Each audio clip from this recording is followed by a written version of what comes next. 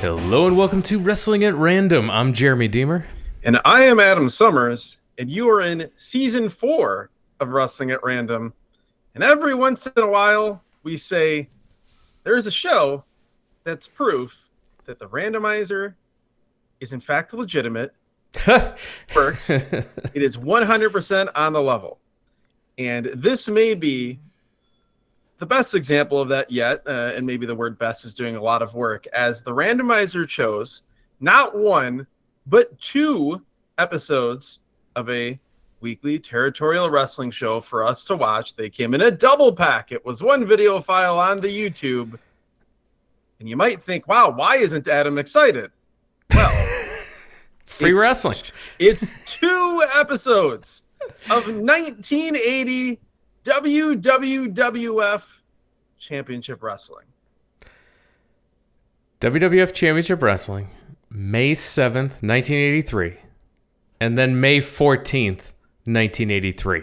Now, there was debate about whether we should watch one or both of these shows. Heated debate. And longtime listeners of this podcast who have heard my reaction to this era of WWF or WWF television or Madison Square Garden shows, that early 70s through early 80s, you know, I'm not a fan of this territory. I argued vociferously on behalf of doing one of these episodes. Jeremy said, no, we got to do 2. And let me explain why. Because now, we don't get to have birthday cake every day. Sometimes you got to eat your vegetables. And today we were going to watch this show, and I was concerned that we may not enjoy it. And if so, I wanted to make sure that if we watch 2 consecutive weeks of this show, because it is on the same video file, like if the randomizer pulled just one of these, we would have just watched one. But it pulled one that had 2 episodes. So this gave us the unique ability to say, this first episode, the May 7th episode, we watched it. It wasn't any good.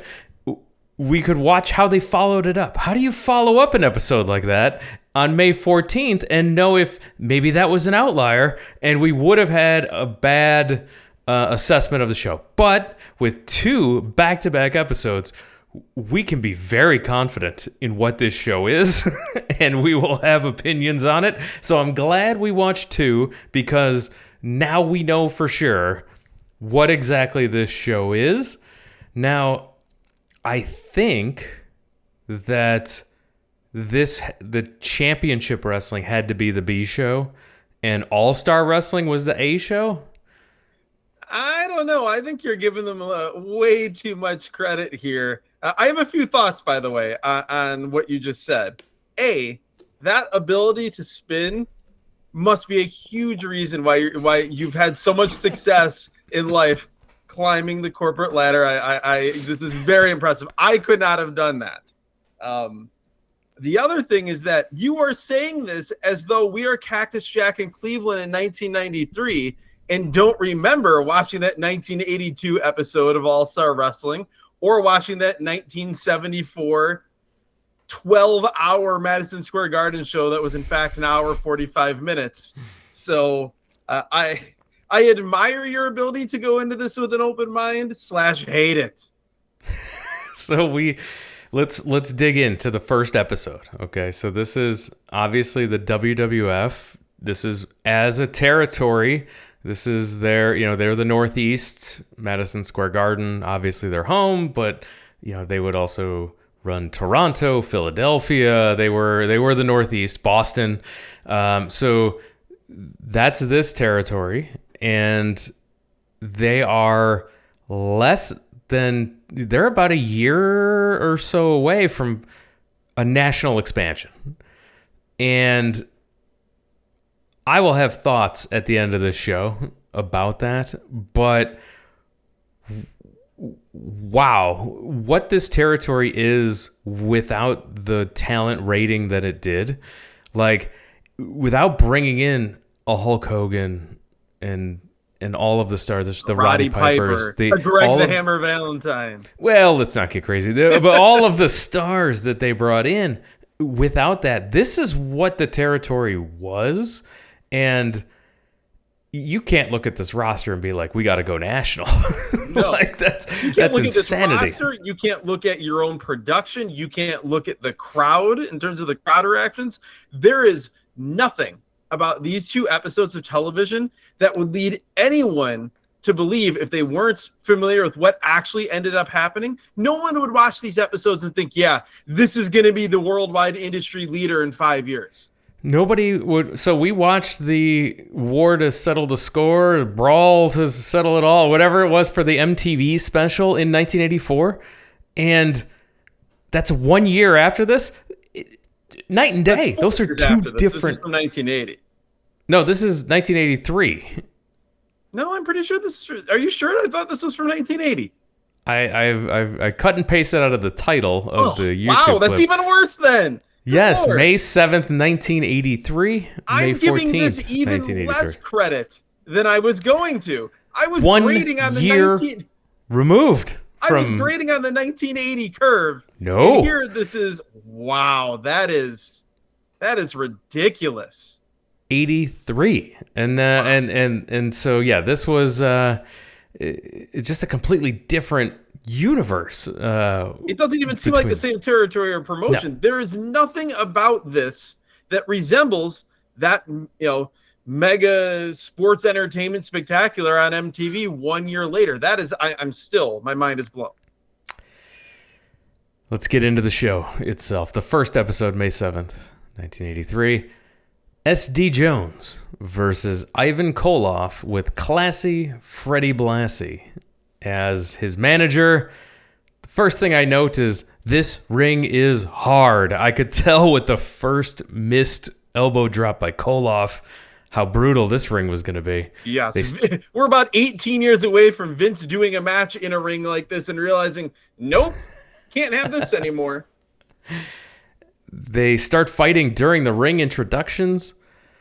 SD Jones with the early advantage, but gets cut off by Koloff. Koloff throws him throat first into the ropes.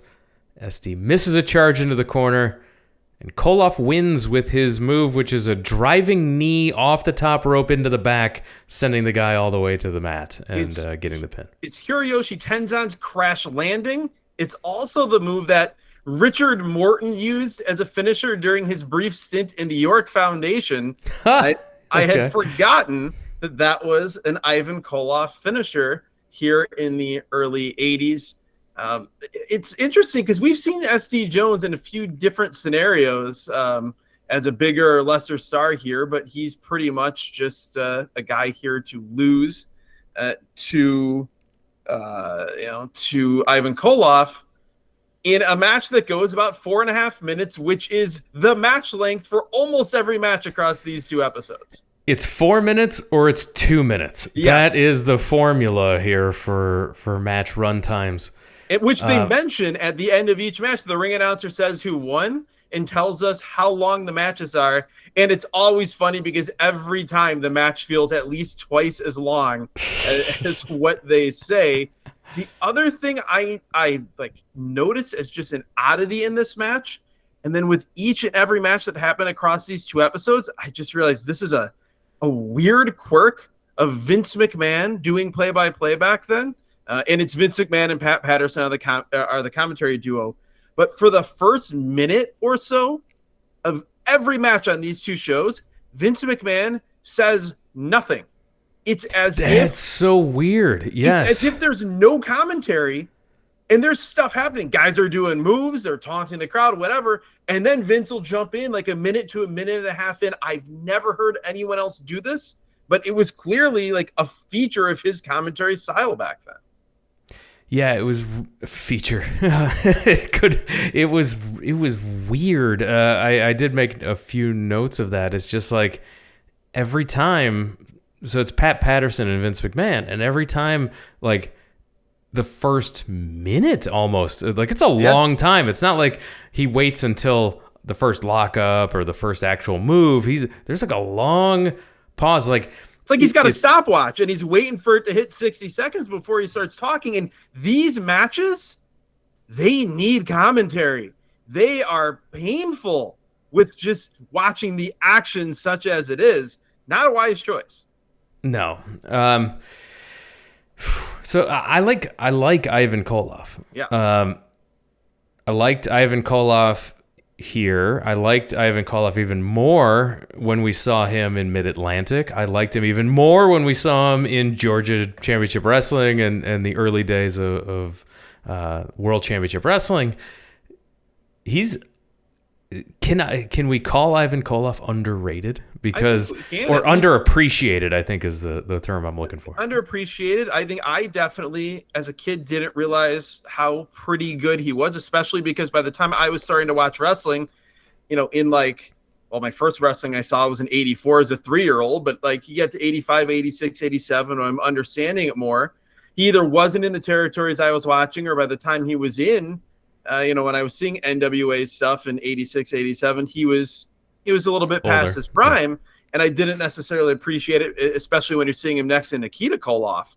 But seeing him, like you said, in Mid-Atlantic, in Georgia, the intensity, the promos, even here, he stands out. He's nowhere near as interesting because nobody's interesting on these shows. Correct. There's no studio promos. Nobody sounds fired up.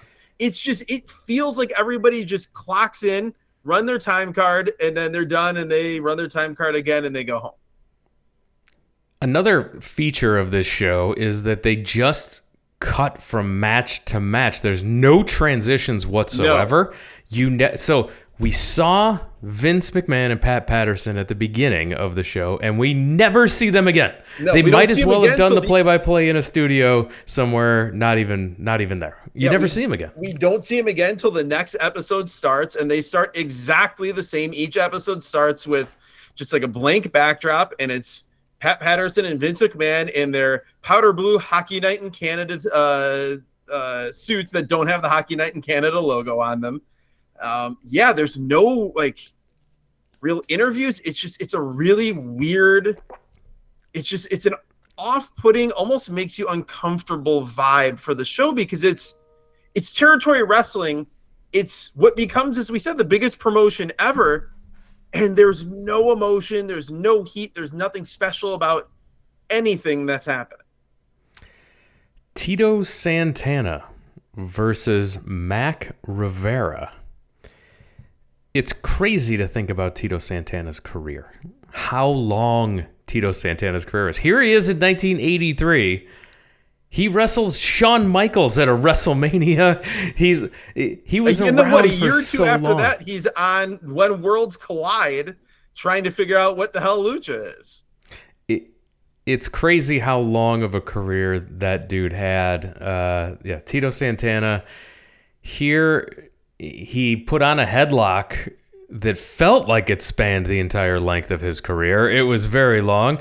Rivera missed a charging knee in the corner. Santana puts on his finisher, which is like a half figure four. He doesn't go all the way to the figure four. Instead, he throws back into a bridge and gets a pin from it. Yeah, it's basically like a funk spinning toe hold, but after the spin, he bridges back and has a pin. It's really cool. It's something that you kind of see more stuff like this now than you saw back then. There's not a lot to this match, like you said. It's headlock based. He gets a headlock, side headlock takeover. Mac tries to get out, gets the headlock again, blah, blah, blah, until the finish. What I note here, and I note again when we see Tito Santana a little bit later on, is that in my mind, Tito Santana is good. He can even be very good. But I really, throughout my wrestling watching life, have never given him much credit because every Tito Santana match I've watched, all that I've thought is this would be better if it was Ricky Steamboat. Sure. Yeah, he's the poor man's Ricky Steamboat.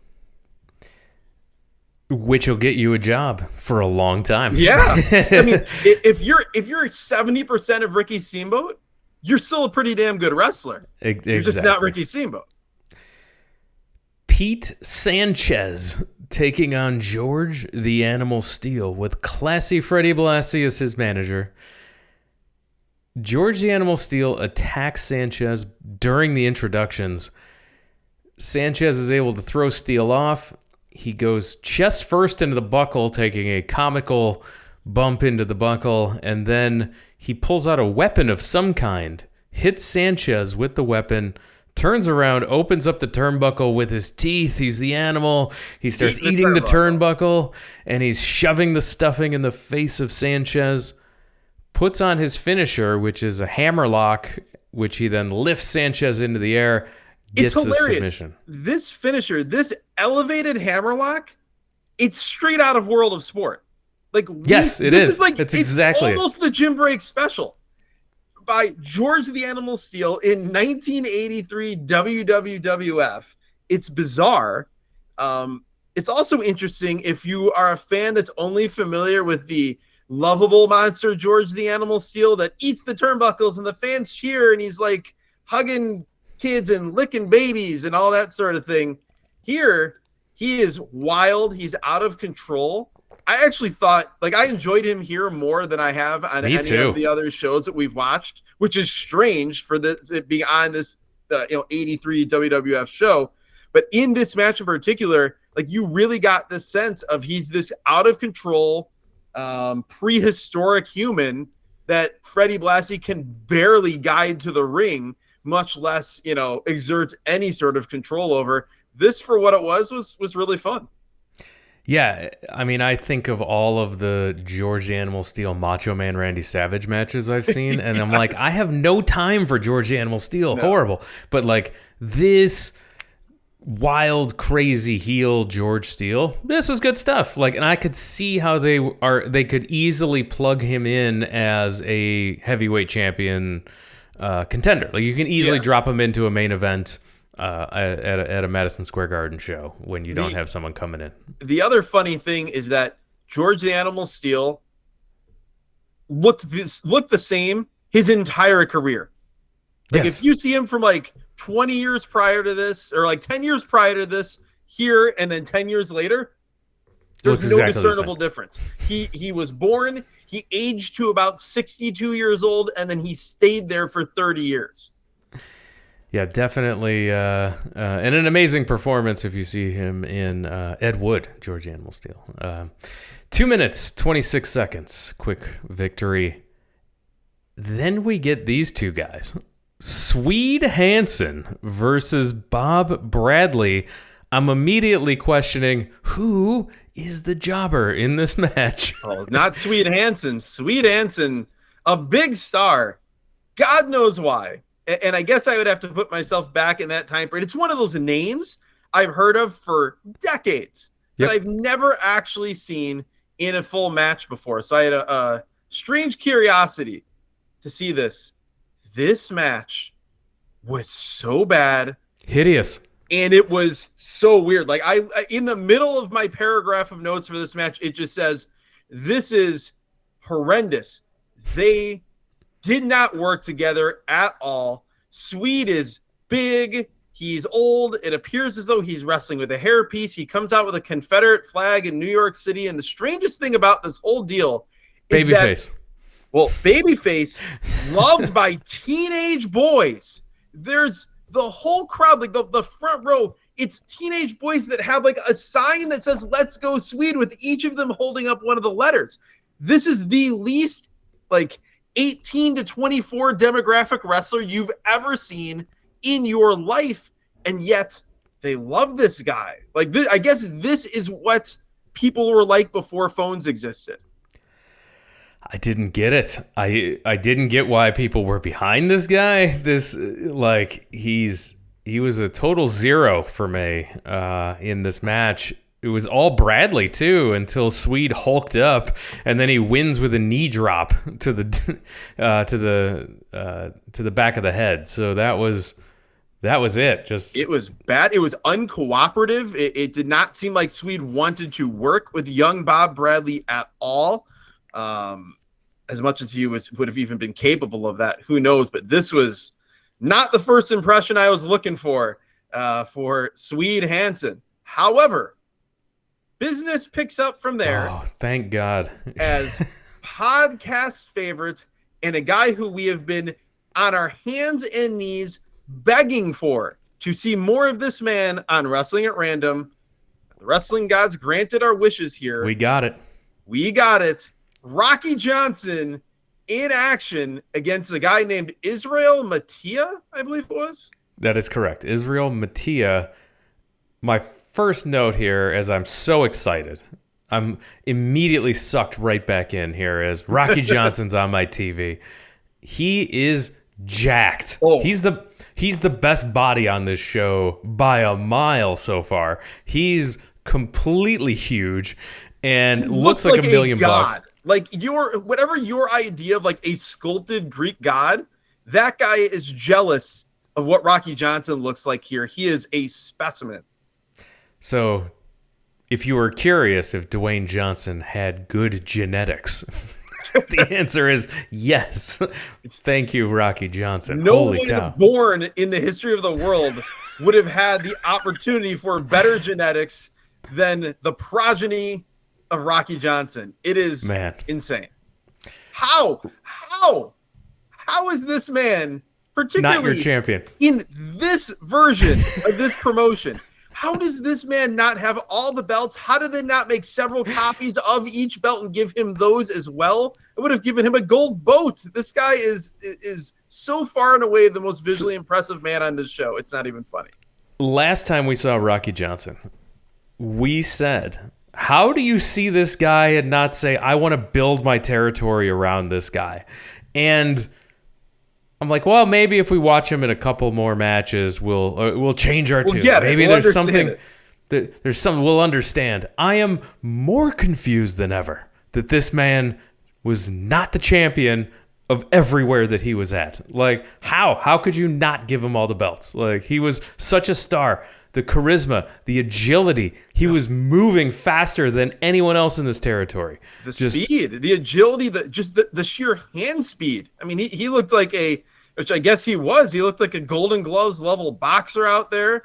He even did one of my favorite moves. He did the Bobby Eaton, hold up your elbow, push one hand into your other hand, moving the elbow into your opponent's face. What else could you want?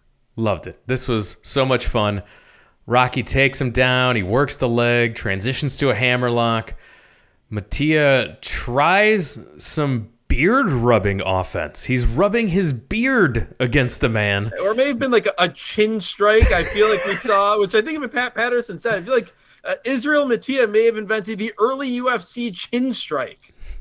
But Rocky fights out with quick jabs, throw in the quick punches, hits a super high standing drop kick to the mouth of Mattia, then puts on the Boston Crab for the submission. A great wrenching Boston Crab. This looked like this was straight out of like the New Japan dojo, this Boston Crab.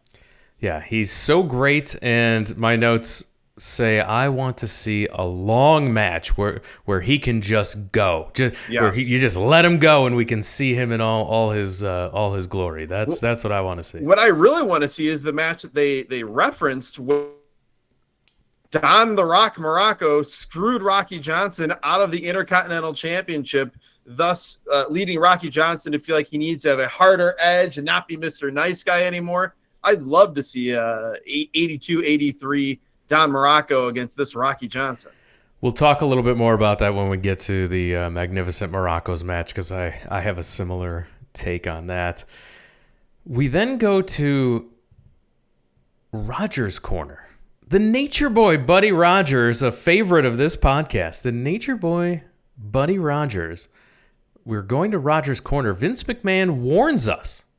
He warns us that this the opinions expressed in this segment are those of Buddy Rogers and not the WWF. So I'm on the edge of my seat. I'm on the edge of my seat. What is this crazy old man going to say? What is he going to say that's going to get them thrown off the air? It's wild old Buddy Rogers. Can only imagine. Instead, we just get the most milquetoast, boring interview with Tito Santana, where Tito says he loves the fans, he loves the letters he gets, he speaks a little Spanish, and then he ends the interview by saying, "Big Apple, baby, arriba." Buddy Rogers said nothing. No, Nothing. He was on the Vince McMahon first minute of a match plan. There was no need for that disclaimer. There was whatsoever. I was tempted to rewind to see if I missed like Buddy Rogers swearing under his breath or something, but there was nothing. Here's why I'm glad we watched a second episode, because maybe this was just a weird nothing happened Rogers Corner. Can't wait to see Rogers Corner next week. For everyone waiting with bated breath to see how different the second episode will be from the first. We'll get there. I think the Ramones said it best. Second verse, same as the first. Here's in the ring, Charlie Brown. Taking on Charlie Brown and his amazing Pepsi Cola trucker hat. Unbelievable. He's taking on Iron Mike Sharp, not a jobber, managed not tied up in the ropes. Yes, managed by Captain Lou Albano. So Iron Mike Sharp, he comes out looking exactly as Iron Mike Sharp would look well into the 90s. It's every Iron Mike Sharp match, but instead of being the jobber, he got to do more punch kick moves and wins with a clothesline in the longest 3 minutes, 22 seconds ever. You are burying the lead, though, because as bad as this match was, and it was nothing, it was an Iron Mike Sharp match, but him as the star. Just imagine that in your mind's eye. However, he was incredible riling up this crowd. The gimmick, you think back to Paula Orndorff and the fans would chant Paula. Well, here, with Iron Mike Sharp, the fans chant Wimp. And he gets so mad and goes on and on and on. And these fans are ready to jump the rail with glee over how much they're making this man angry by calling him Wimp. And he just keeps milking it and milking it. I love this. Seeing Iron Mike Sharp get this level of heat from this type of crowd, which felt as though their hand. That's why this was incredible. That's why it stood out, because this crowd was doing nothing. It stood out because this crowd was doing nothing, and the man that pulled pro wrestling passion out of them was Iron Mike Sharp. Again, only 1 year removed from the Rock and Wrestling Connection on MTV from this same very promotion. Impossible. Jose Estrada is taking on a young Eddie Gilbert. I love when surprise faces show up at a show I'm not expecting. I shrieked with joy. I love Eddie Gilbert. Same. Growing up, Eddie Gilbert was my dad's favorite wrestler, so we bonded over watching Eddie Gilbert in the UWF, the post-Mid-South version of that territory. Love me some hot stuff, Eddie Gilbert. And I haven't seen a ton of young pre-injury Eddie Gilbert as an athletic junior heavyweight with an amateur wrestling background outside of that one match that he had with Tiger Mask, I believe, at Madison Square Garden. But outside of that, hadn't seen much. So I was super excited, especially because Jose Estrada, as we've seen in a match against Tiger Mask and other things, the dictionary definition of good hand, like just a solid, competent, rock solid professional wrestler. And so I was hyped for this. I'm like, there's no way I'm going to be unsatisfied at the end of this pro wrestling battle. Estrada with a half a press slam, and he drops Gilbert across the top rope throat first, maybe inspiring him for a hot shot and learning how to do that move. It was very cool. It was like a fireman's carry, but then with one hand, he was choking Eddie Gilbert while in the fireman's carry position. And then, as you said, dropped him throat first over the top rope. I am hyped already. Gilbert fights back with some good-looking punches. Estrada with some slow offense. Not a lot here. And then he pulls the turnbuckle pad off and rams Gilbert into the exposed buckle. Gilbert reverses, sends Estrada into the exposed buckle. Which, by the way, each of these men, this was so strange, in 1983, they each get sent into the exposed turnbuckle. Think about Did not knock him out. This era of wrestling where if you get posted, you're out for 2 months. Here, each guy gets buckled into the exposed turnbuckle, and they don't sell it any differently than if the buckle was on there. So Correct. Confusing. Gilbert with a drop kick. We come back from commercial, and there's a new match in the ring. What happened? I'm like, what's going on? What happened to the match? I rewound. It went to commercial, and then we come back from commercial, and we're just getting another match. And I was irate. I was irate to the point to where, because we should note, we haven't said this yet, this two-pack of WWF TV from 1983, this is a rebroadcast in like the Attitude Era on WWF Classics. I'm assuming this is broadcast maybe overseas. It was on Sky TV. It was on Sky TV because we see like weird early 2000s or late 90s commercials that we're not going to bother recapping because they're boring on like 80s commercials. So I'm thinking, well, maybe there's a screw up with the tape. Or maybe the upload, maybe the guy that uploaded it forgot to upload the end of the match. I'm like, I'm mad, but I'm like, well, this couldn't possibly be what they intended to do with this show. Stay tuned. We have the match that is in the ring is Frankie Williams and Barry Hart, the future Barry Horowitz here. We are, by the way, a stealth Barry Horowitz podcast. If you think back to all these different territory shows that we've seen with different iterations of Barry Horowitz or him with a different name, and we've seen him in Stampede. We saw him in Florida. We saw him on that LA Coliseum show against the Blue Angel, which was the early incarnation of Owen Hart's Blue Blazer character. And then we see him here as a young Barry Hart. Their opponents are the WWF Tag Team Champions, the Wild Samoans, with Captain Lou Albano as their manager. As the match starts, Vince McMahon apologizes for a second.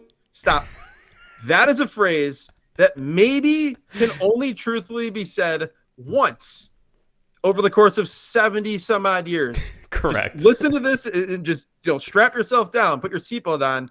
Vince McMahon apologized for something. Continue. He did. He apologizes for going to commercial early and missing the end of the Eddie Gilbert match. The Eddie Gilbert Estrada match. He tells us that Eddie Gilbert won with a small package. So we're not going to see the end of the match. He just let us know that Eddie Gilbert won with a small package. So there's a few things I'm wondering, because we're also told on this show that Eddie Gilbert on next week's episode will wrestle Ivan Koloff, and that will be the feature match on next week's show. That doesn't happen. Nope. Ivan Koloff is in what is, I guess, the main event of the following week's show. It's not against Eddie Gilbert. Eddie Gilbert isn't mentioned on the next week's show. So one of a few things happened. The finish of that match was botched so terribly, that being the Jose Estrada Eddie Gilbert match, that they couldn't air it on TV. So they did this. They went to commercial, and then they just told us what the finish was and didn't show it. Or Eddie Gilbert got hurt, and they didn't want to show that. Or Eddie Gilbert left the territory after that match, and so they needed to use some of the match to pad TV time, but they weren't going to show him winning, and then they weren't going to obviously give him the match with Ivan Koloff. I am desperate to know what this actually was. You are spot on. It had to be one of those things. Very curious what happened. Because this show wasn't live. Obviously, it was post-produced. This is totally post-produced. It's post-produced. It's a choice. That was a choice. I don't think all the cameras went out. I don't think there was a power outage. Whatever gym this was in. So weird. And also incredibly frustrating, because that was the only match across these two shows that had the potential of being a really good competitive professional wrestling match. This match ends with Afa of the Wild Samoans hitting a Samoan drop. Hart never tagged out. No. This match was 2 minutes, and he got squashed by the Samoans. Well, never tagged out. Not only did Hart never tag out, Sika never tagged in. Nope. This was a short singles match between Afa and Barry Hart. The thing I noted, the Wild Samoans, when it comes to squash matches, they are no Samoan SWAT team / head shrinkers. No, they are not. The show ends. That's it. That was the show. It ended just like that. They do say at the end of the show, next week, Ivan Koloff versus Eddie Gilbert in our feature match. So that's what makes it even weirder.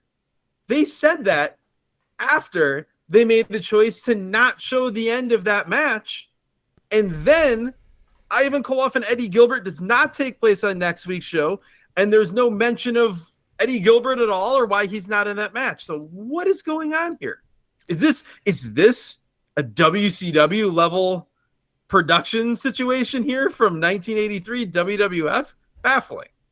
Thank goodness we reviewed the 514 show to find out what happened. And here we go. I would be happy to live in ignorant bliss in a world where I assumed that the randomizer gave us the lesser show. And if we had just watched the following week, we would have seen a really fun Eddie Gilbert, Ivan Koloff match. We're welcomed again as the 514 show starts. Vince McMahon and Pat Patterson welcome us, and they run down all the guys we're going to see on the show. It's an identical open. If you were not paying attention closely, you would think you were watching the same show twice, and that is the theme for this second episode.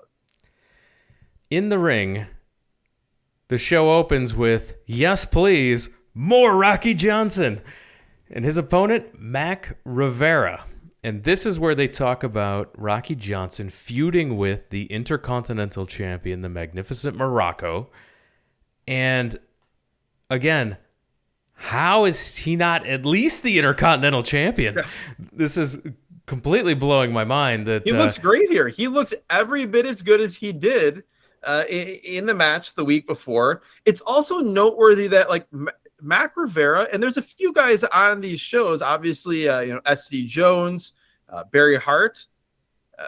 They're kind of in that jobber plus category where they even say, like, they go out of their way to say Mac Rivera is really solid, and we think in a couple of years he might be a player. That ended up not being the case, but they seem to think he was going to be, because on both of his appearances, they really did talk him up. Rocky with some big punches. Rivera gets the heat on Johnson for a little bit until Johnson comes off the ropes. He rolls away from Rivera's clothesline attempt, leaps to his feet after rolling out of the way, hits two big drop kicks, and gets the quick pin.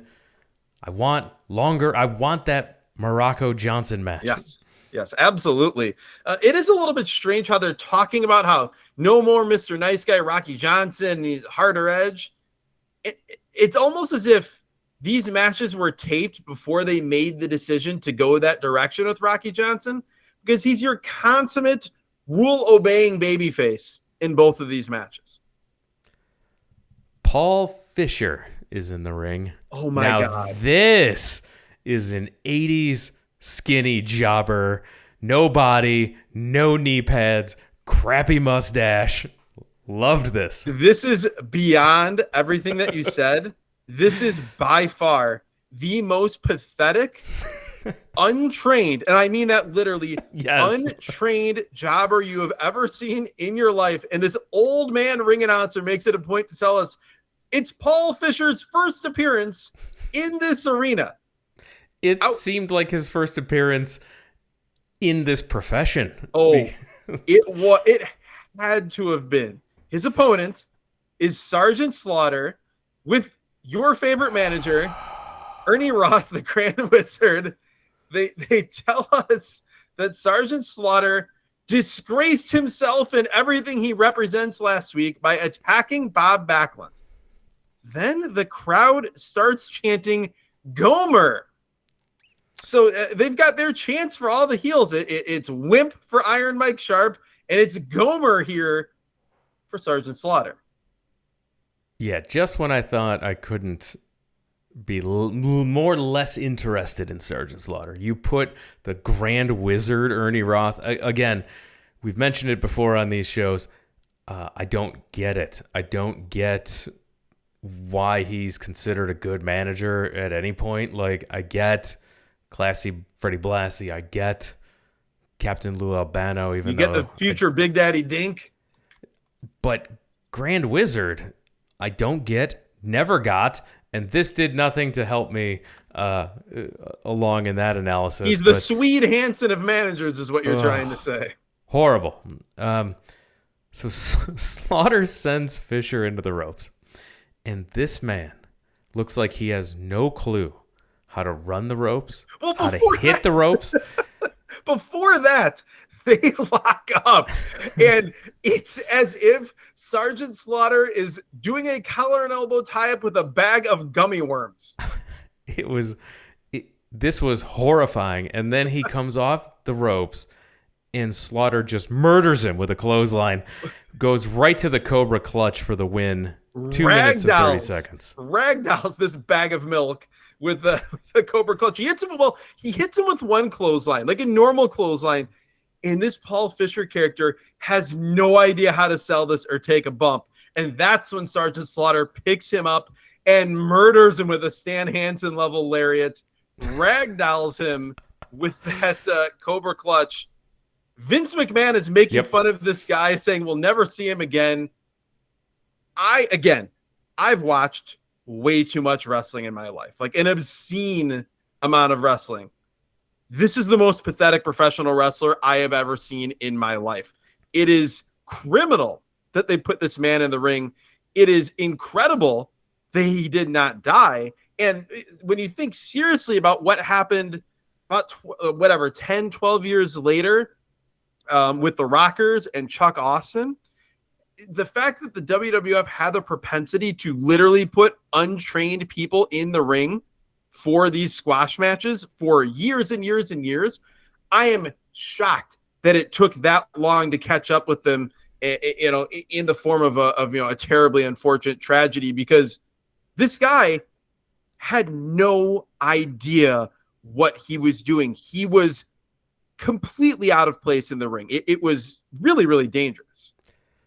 Yeah, when Vince says, I don't think we will ever see Paul Fisher again, I would agree, and he's sending a message. It's the promoter talking as much as it is the announcer there. Very much so.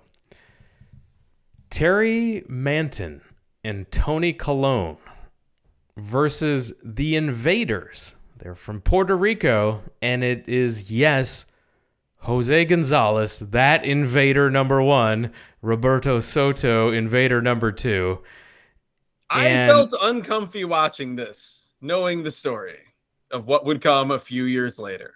Yeah, it's that, because I had to look it up. I'm like, is this that Invader? It's that Invader. Well, yeah, because you never know. I mean, it's like in the 1992 NWA World Tag Team Title Tournament where they were supposed to have the actual headhunters, and instead they weren't there, and it was just a couple American jobbers in masks that were the headhunters. That was not the case here. This was actually the Invaders, and specifically that Invader.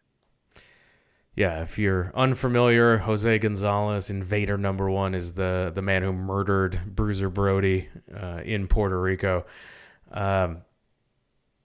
It's weird. Do we have to say allegedly? No, we don't. Legally, do we need to say allegedly? Or do I need to say that Jeremy Deemer is the one that's saying not allegedly? Yes, he was never... He never did time for the crime? Is that how it went? Yes, by the legalist of terms, we'll say allegedly. Here we have that long Vince disappearing from commentary again, not saying anything for a long stretch. We get lots of drop kicks, and you should not be allowed to throw drop kicks on a show featuring Rocky Johnson. I've already seen Rocky Johnson throw drop kicks. It's like in present day when you see Speedball Mike Bailey. No one else should be allowed to throw kicks on a show. Yes. Same thing here. You shouldn't have Rocky Johnson throwing drop kicks, and then I have to see the Invaders throwing drop kicks.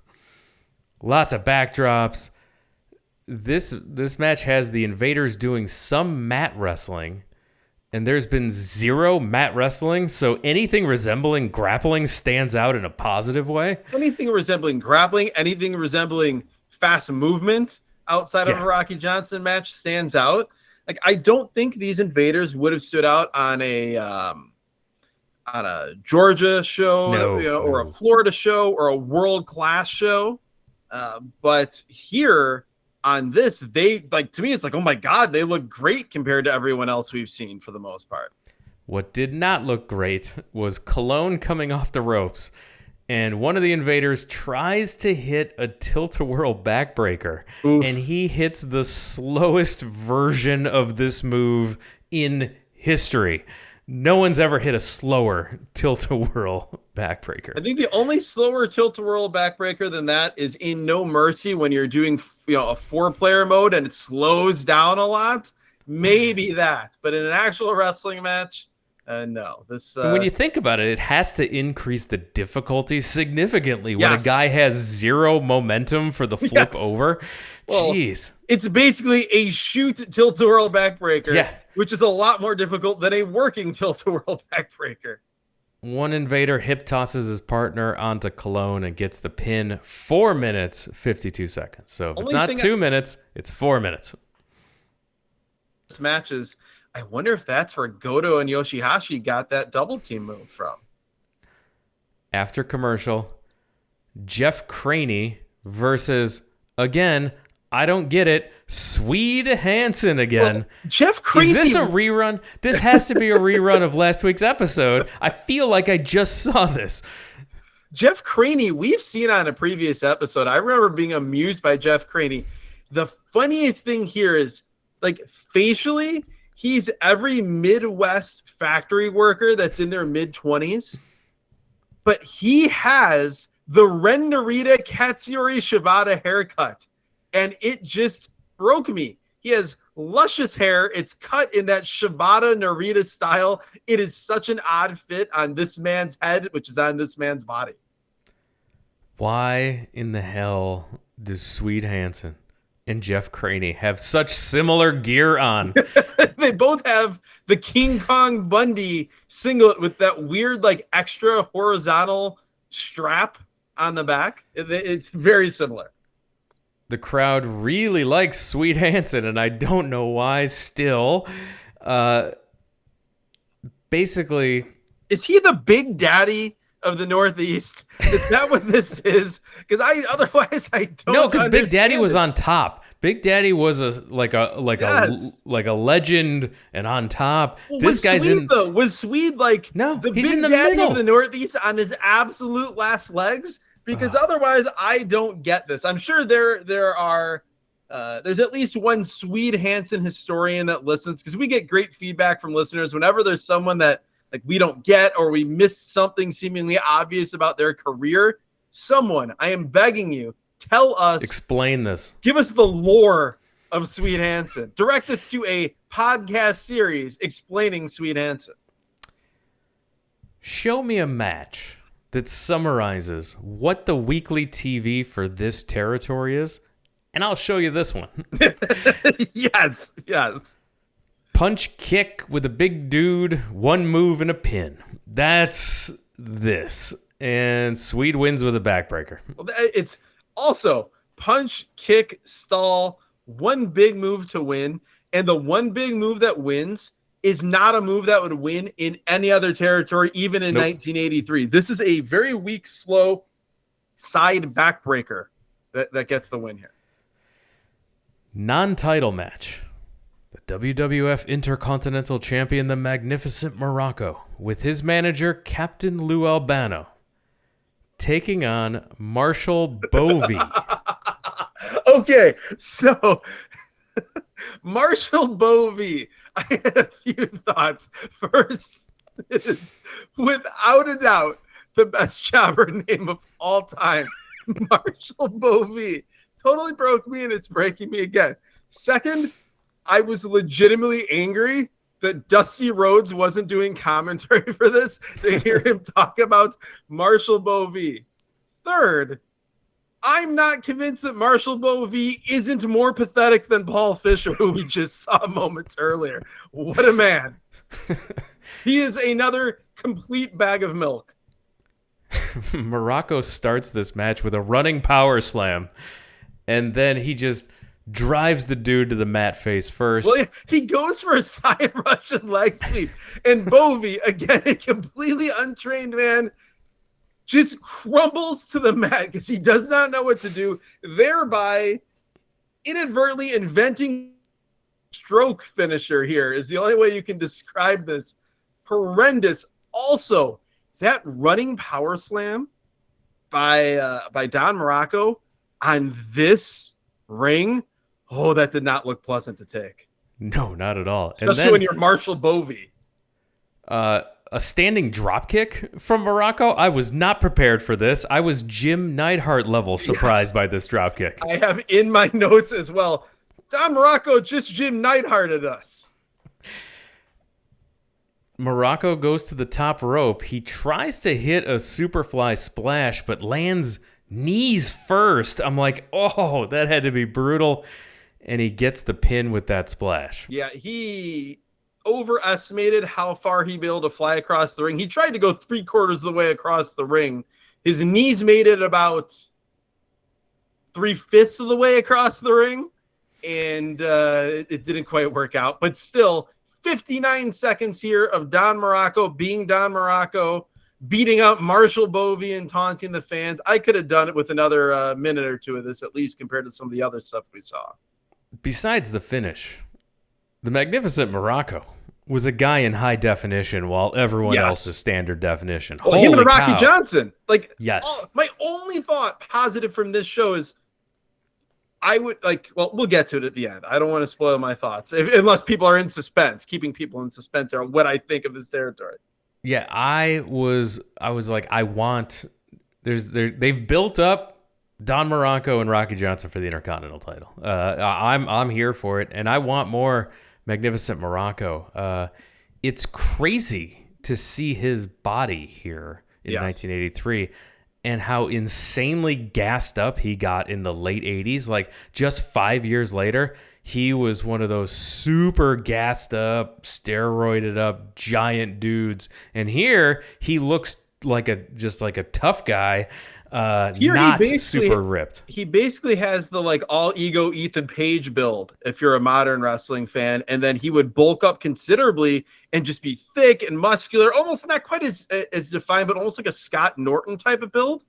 And then a few years after that, he would get really, really heavy and out of shape. Like whatever I assume, got off the roids, his body didn't go back to what it was before. The mass stayed, but the definition left. Buddy Rogers' corner. His comments are his alone and not that of Championship Wrestling. We get that disclaimer again. So I'm like, here we go. We're going to finally find out what it's like with Buddy Rogers and the hot mic here in the Buddy Rogers corner. I'm excited now. It's not just like a pre-tape thing of them saying, the following comments are those of Buddy Rogers and not WWF. But Vince is making a disclaimer. He makes on live commentary a disclaimer different but similar to the disclaimer he made the previous week. Like, he's going out of his way to say, oh boy, watch out, maybe put the kids to bed, turn the volume down. We got a regular Andrew Dice Clay on our hands. Buddy Rogers is joined by Captain Lou Albano and the WWF Tag Team Champions, the Wild Samoans. They have a giant python snake across their shoulders. Albano wants Rogers to take a closer look. He tries to pull Rogers towards it, and Rogers says, "Get your filthy hands off me," like he's the coolest dude in the room, because he is. And then he says, "Let's go back to ringside," and the segment's over. These segments are 20 seconds, and they add 0 to the program, And this is so weird. So they're not controversial at all, unless like, was filthy a swear word in 1983? I don't think so. Roger said one thing. He was super cool saying it. Yes. But these segments, what? Why did they exist? They add nothing. Nobody's. I'm so confused by Roger's corner. It's such an odd usage of Buddy Rogers. There's no point. Why is he not one of the managers? Yeah. Why is he not one of the managers? Why do we have no other promos on these shows other than these boring, quick, completely ineffective Buddy Rogers corners? Like, why are we not getting, Vince McMahon ringside interviewing Don Muraco? Like that I'd want to see. Particularly everything's just match transition to match, and like they're trying to get out of here. They're like, hey, we gotta hustle. We gotta get out of here. And every match is the same. It's either 2 minutes or 4 minutes. Punch, kick, one move, bell. Just like you said, it's so weird. Tito Santana versus Ken Jugan. They do the exact same match that Tito Santana did before, except for it's arm drags into arm bars instead of side headlock takeovers into side headlocks. It's the same thing. I looked up this Ken Jugan. This dude wrestled on the indies forever. I was talking about Tito Santana having a long career. This dude was wrestling on this show in 1983. His last match was in 2018 as Lord Zoltan. Lord Zoltan on the indies in 2018. Wow. He wrestled in every indie that you can imagine. It's crazy. I wonder if I saw him live now. Now I'm wondering. That's insane. 2018. Yes, it's crazy how I went to his Wikipedia page, his wrestling cage match DB page, his cage match page. Oh my God. Like this dude wrestled forever. Tito hits a flying forearm, hits that figure four bridge thing for victory. 4 minutes, 19 seconds if you're scoring at home. Billy Berger versus George the Animal Steel with Classy Freddie Blassie. Billy Berger, not quite as pathetic as Paul Fisher and Marshall Bovee, but still a bag of milk in his own right, a pathetic, roly-poly, untrained-looking dude. Berger, by the way, he's this small, out-of-shape jobber, and he's another guy in this show wearing the Andre the Giant singlet. It's like, when we watched that Continental 89 show, and it was like there was a deal, Spirit USA was in 1989 on masks and singlets. Here, there must have been a deal near the arena on King Kong Bundy or Andre the Giant style singlet tights because everybody had them. Steel goes right for the arm, does his flying hammerlock for the immediate victory. He does not eat a turnbuckle this week. So again, glad we watched 2 episodes, so we did get to see that he did eat a turnbuckle on one of the episodes. Nowhere near as fun of a George the Animal Steel squash as the previous show. This was right back to, I don't need to see this guy ever. Main event time. John Callahan versus Ivan Koloff with Classy Freddie Blassie. John Callahan is no Eddie Gilbert. He is guessed it. Another out-of-shape jobber. He's tall. He's wearing black jeans and a black tank top. There's one point in this match where he tries to do like a tip up in the corner and hit a drop kick. It does not look like something he workshopped at the training school very much. I do love when jobbers are in full body suits like this guy. Well, some of them needed to be on the show, so I at least give him credit for the self-awareness that, probably need to be wearing a shirt. Callahan he tries to put an abdominal stretch on Koloff, and I did not expect this. Koloff had enough, and he just sends him into the corner, does his driving knee off the top for the quick pin. If you're playing at home, 2 minutes and 13 seconds. So that's the end of the show. No Eddie Gilbert. Nope. No mention. No nothing. No Eddie Gilbert. Vince runs down next week's show. We will see Jimmy Snuka, the Invaders, another episode of Buddy Rogers' Corner. Iron Mike Sharp will be in action. Ivan Putski will be in action. And for some reason, they will replay the Andre the Giant, Big John Studd Body Slam Challenge.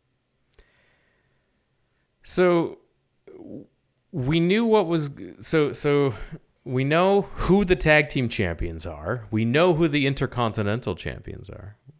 We know basically the intercontinental division was featured heavily here. There was no mention of who the contenders are in the tag team division.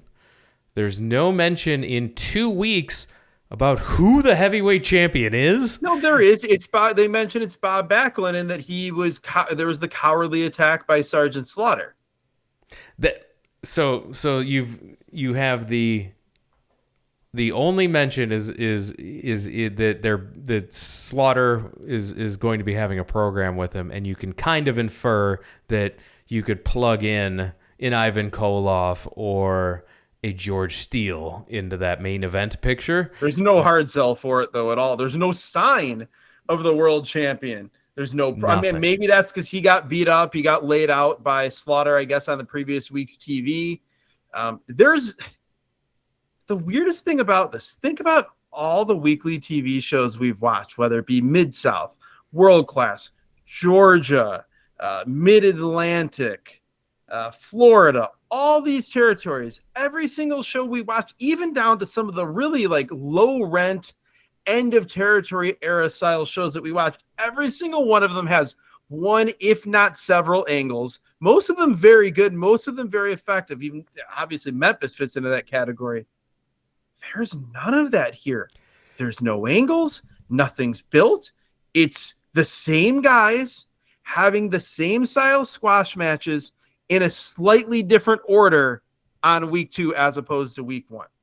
No, and those same territories you mentioned, they would be building to a show, a big show that usually we couldn't see because it was a big show at the Omni or it was a big show somewhere where the Mid-South Coliseum or wherever.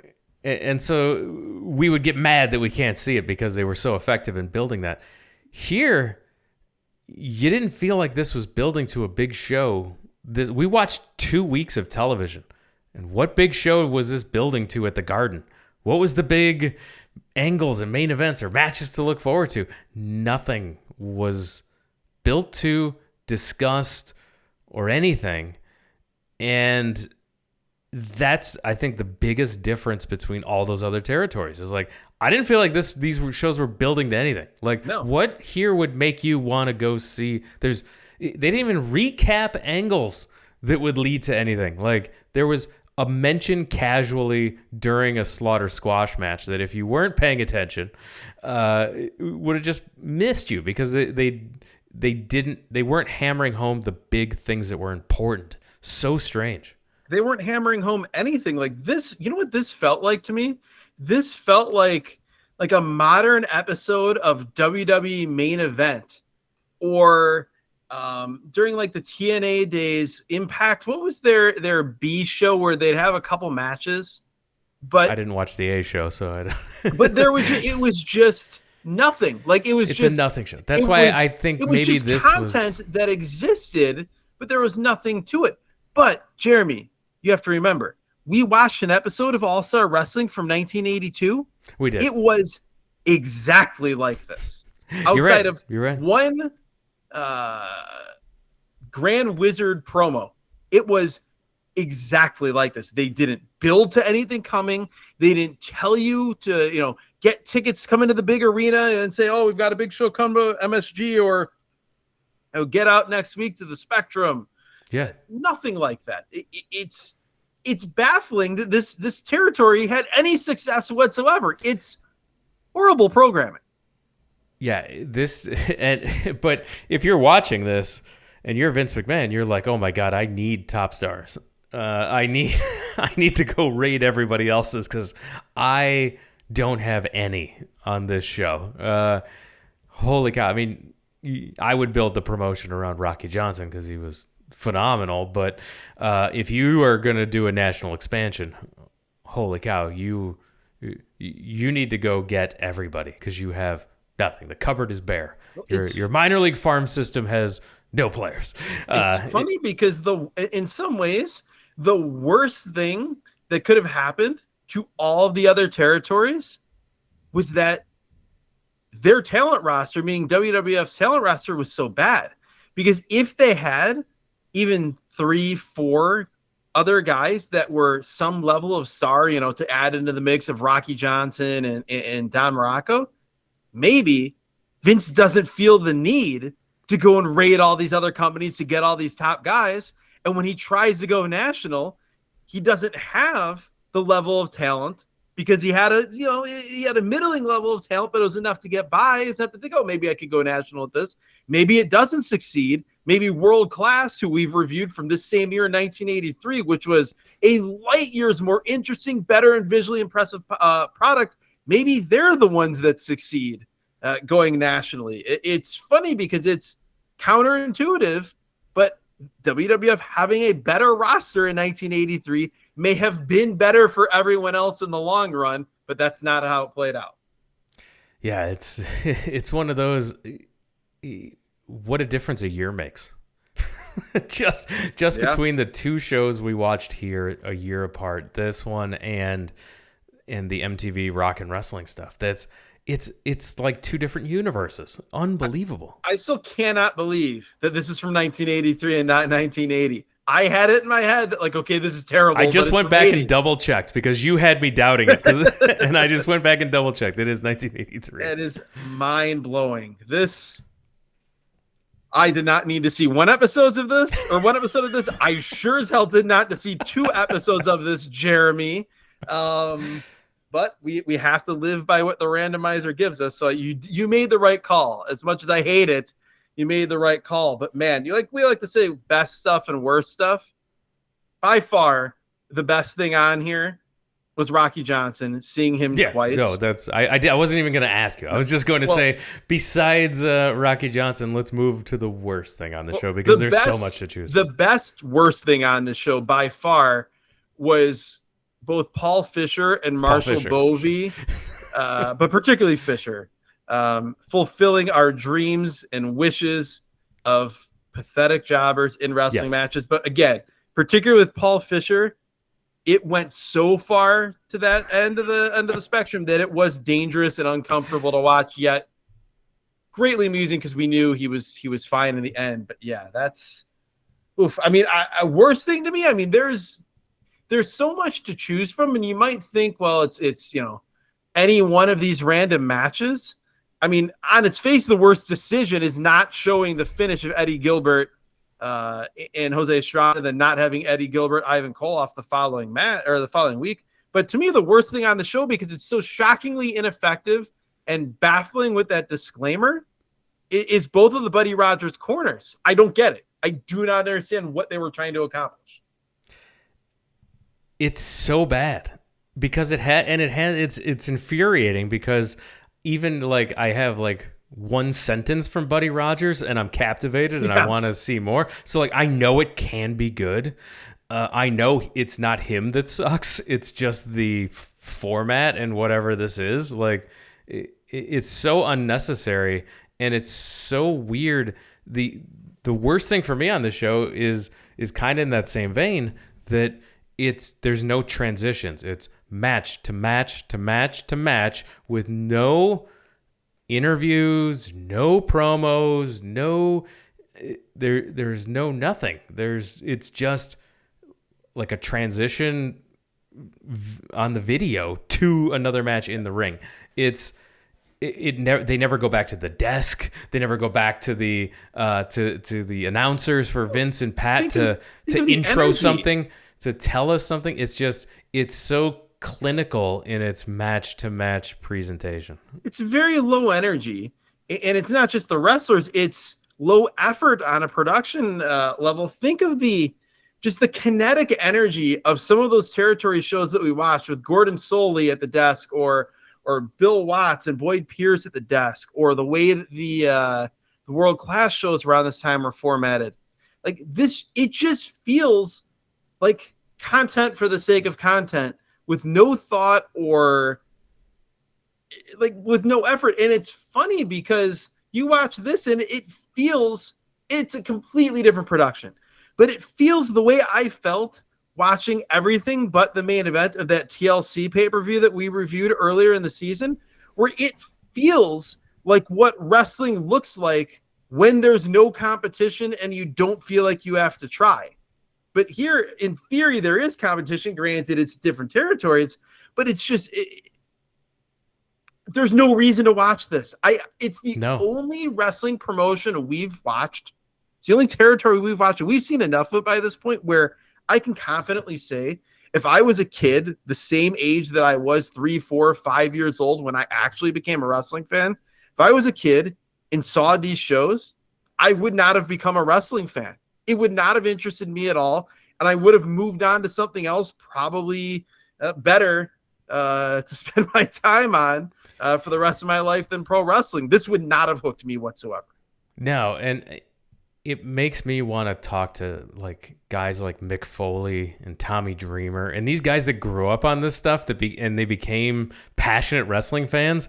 I have questions. I've got like how it has to be from going to the Madison Square Garden every month. And granted, we've seen the shows from the 70s and they were dire, but the atmosphere, particularly as you move later in the 70s and the 80s, is great. And there are bigger characters. They bring guys from the outside, but it has to be the live experience at a major show. It cannot be from watching weekly TV. I want to know, were you watching weekly TV? Was it always like this? Did the weekly TV ever make you excited to go, or did you just want to go because you knew it was the only place to see wrestling? Well, I think that's I kind of made the joke about, it being what Monopoly wrestling looks like. But I mean, for Northeast, this was, even though I'm sure New York, had more TV channels than other places, you weren't really getting to see what was happening in Florida, I would imagine, or in Mid-South or in World Class or in Georgia. So this, I guess, would have looked to you like exciting professional wrestling. But man, if you were like in the tape trading scene, in the early 80s, can you imagine getting a month's worth of TV of each of the territories, and you watch Georgia, you watch Florida, you watch Mid-South, and you pop one of these tapes in? Oh man. No, could you imagine just even going to your grandparents in Florida if you lived in New York and you turn that on, and you're like, what is this? It would have blown your mind. But what a show. What a couple shows. I hope we need randomizer. Talk about a couple. We need a couple season break from this show. There's only one scenario. Where I will accept anytime soon having to watch WWF from the 70s or early 80s. And it is if one of our fine patrons bumps themselves up to the tier to be the randomizer, to be the intentionalizer, and if they choose for us to see a curated list of Paul Fisher matches or to see the best of Ivan Hansen's Koloff. best matches, yes. That you can do that over at our Patreon, patreon.com/wrestling at random. That's the best way to support the show. You can sign up there, and for the lowest tier, you unlock over 100 episodes of content that you've never heard. If you're just a freeloader over here on the free site, you've never heard all of these bonus episodes that are in the Patreon feed right now. Just subscribing for 1 month unlocks the whole thing, 100 plus extra episodes, and some of the weirdest stuff that's not fit. Dare I say a disclaimer that our the views expressed in the Patreon feed do not represent that of Wrestling at Random. Now you go over to the Patreon feed, you can get all those bonus episodes, and you can bump yourself up and actually be the randomizer. You tell us what show you want us to watch. We review that show. You bump yourself back down, continue to get all that great bonus content every single week. We have to be north of 100 episodes if you're listening in linear fashion, over on the bonus feed. It has to be right around 100, if not more. So just imagine if you love this podcast and you think, man, these guys talk about some fun wrestling, some weird wrestling, some great wrestling. There's a place where you can get 100 more episodes you've never heard of shows even weirder than the ones we review here on this free feed. It is in fact evergreen possible. Content. Yep, it's evergreen content. It's waiting there patiently for you like it just came out this week. And you've got, if you're an Apple Podcast subscriber, it's already in your Apple Podcast feed right now. All you do is hit the button that says subscribe. When you sign up for the 1 month, it will unlock all of the back catalog right there in the current feed you listen to if you don't want to go to the Patreon. So 2 ways to do that. If you can't support the show financially in these times, we understand as well. Another great way to support the show is by telling a wrestling fan friend about the show. Wrestling fans know other wrestling fans.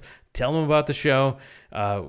We've had a lot of our patrons and supporters on social media sharing the show with other folks. So definitely keep spreading the word. We appreciate that, and we love to hear and interact with you. When if you can explain Sweet Hansen to us, send us a DM, a tweet, Instagram, anything. We challenge you. And another way to support and interact with the show is, of course, our YouTube channel, where we post the video version of the podcast every single week as well. The video versions come out on the Monday. You can see Adam and I talking about the show, talking about the podcast. So doing the podcast in video form. So if you want to consume your podcast via YouTube, go over there, and just even if you don't, throwing us a subscription helps us work the algorithm so other folks can find us on the YouTube as well. So go over there and throw us a subscribe. Wrestling at Random Podcast on YouTube as well. Absolutely. We're waiting patiently to see what your intentionalized picks are, and we very, very much appreciate, like you said, everyone listening, giving feedback to the show, and helping the podcast continue to grow. And with that, we're going to wrap it up. Adam, thanks for joining us. Thank you, Jeremy. Thank you, Rocky Johnson, and thank you, no one else. Let's banish WWF Championship Wrestling from the early 80s. Banish it from the randomizer for a long, long time. I want to thank everyone for listening, and we'll talk to you again next time.